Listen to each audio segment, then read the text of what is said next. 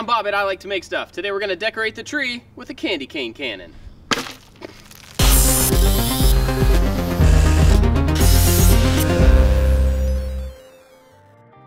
It's Christmas time, which is one of my favorite times of the year, and usually I'll do a decoration or some sort of gift, but this year I figured I'd just do something for fun. So, we're going to decorate the tree with this thing. I thought about doing something like a potato gun, but I really didn't want that much power behind it, so I went with a slingshot instead. I figured making a PVC candy cane would be a pretty good way to hold all of the stuff that I was going to shoot, and it would just kind of look the part. This is the same drainage PVC that I used in my dust collection system. It's quite a bit cheaper than what you would use for plumbing, and it works fine for a lot of applications like this. I cut a few pieces down to size and used PVC cement to glue it all together. If you're not familiar, PVC cement is a little bit different than other glues. It's actually a solvent and melts the two pieces of plastic together right on the surface, making for a good seal.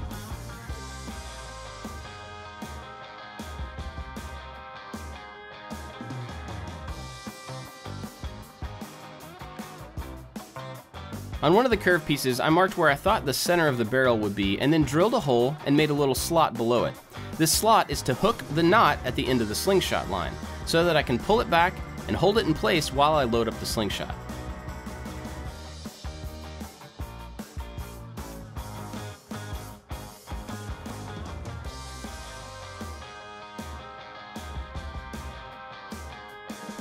Since I was going to take advantage of all the white material here for the candy cane look, I used an orbital sander and some sandpaper to get rid of all the printed markings on the outside.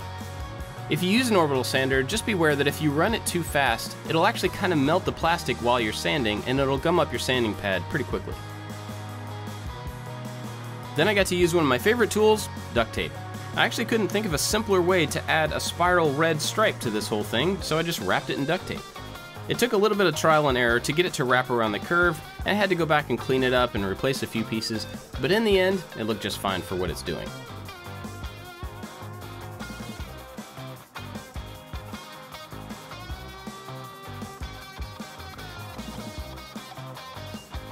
We picked up this crazy octopus exercise thingy, and really we just need the resistance bands out of it to use for the slingshot. So we're going to take this apart, feed those down through it, and then make a little sling that we can drop stuff in to shoot. A little bit of persuasion, and I got the elastic bands out of this little tool, and then I had to cut off the handles, which were just made of foam. It turned out that there were 4 separate pieces of resistance band in this, and I only needed 2 for the project, so I can hang on to the other 2 for future use. See my cool game show microphone there? I was live streaming this build on Twitch. Be sure to check it out, there'll be a link down below. To make a really crude sling for the slingshot, I just cut out a rectangle of material a little bit bigger than I thought it needed to be. It turned out I could have actually gone larger and it would have worked a little bit better.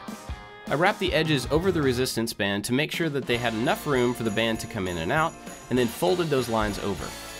I added a really simple stitch to both sides, just making a pocket that I could slide the bands through. This isn't supposed to last for a long time, so I didn't do any fancy stitching or reinforce it. It just needed to work for a couple of days.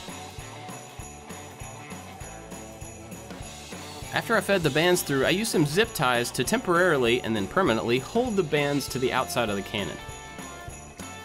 Just trying to figure this out as we go, I don't really have a plan. We crammed it in there and I was worried that it would end up laying down flat and not actually grab any of the stuff that we wanted to shoot. But when I stuck it in there, the way it fits kind of makes like an eyeball. So there's a really good little shape in there to hopefully grab some ornaments and other stuff. I think it's gonna work. To add the pull string, I cut 2 small holes in the sling, added grommets to those holes, and then fed the string through.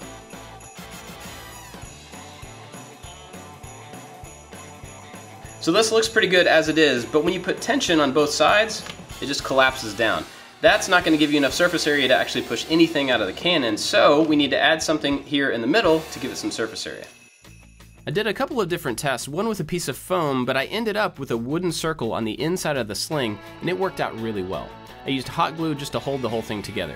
This is super janky, but it's just for fun. The edges on the PVC were still a little bit sharp, so I cut down some plastic tubing and made a slit from end to end. This tubing fit right over the edge of the PVC, giving it a rounded surface so that it didn't cut through the resistance bands when they were under tension.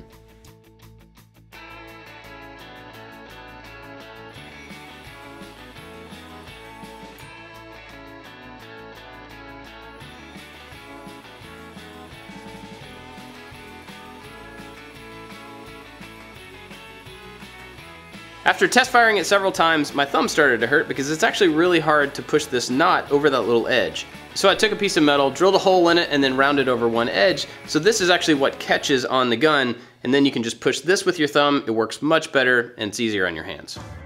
After a lot of testing, I found out that paper towel worked great as wadding in this case. And as long as you push the decorations all the way down to the bottom, you got a pretty consistent shot. The only bad thing about this testing is that now I have Christmas decorations all over the shop. We had already decorated our tree in the house, and I was kind of expecting a mess, so we set another one up in the driveway and loaded up the cannon to decorate it.